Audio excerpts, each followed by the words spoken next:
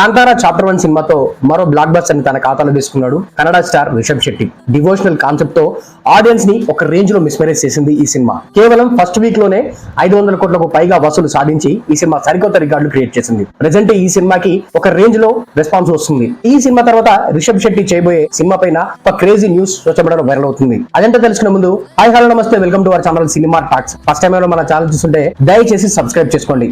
ఇలాంటి interesting and latest updates తో మీ ముందుకు వస్తూనే ఉంటాను.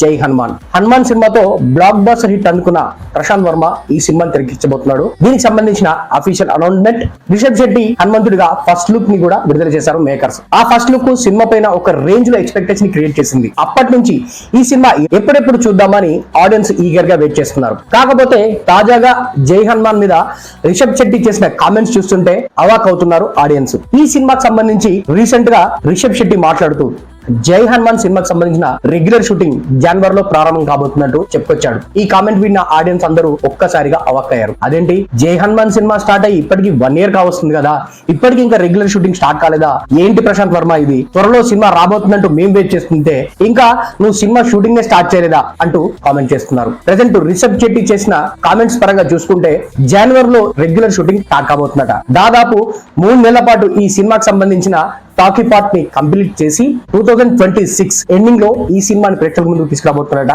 మరి జై హనుమాన్ విషయంలో ప్రశాంత్ వర్మ ఇంత టైం తీసుకోవడానికి కారణం ఏమై ఉంటుందని మీరు అనుకుంటున్నారు? జై హనుమాన్ సినిమా గురించి మీలో ఎంత మంది వెయిట్ చేస్తున్నారు అనేది కింద కామెంట్ చేయండి. ఇలాంటి ఇంట్రెస్టింగ్ అండ్ లేటెస్ట్ అప్డేట్స్ కోసం మన సినిమా టాక్స్ యూట్యూబ్ ఛానల్ ని సబ్స్క్రైబ్ చేయండి.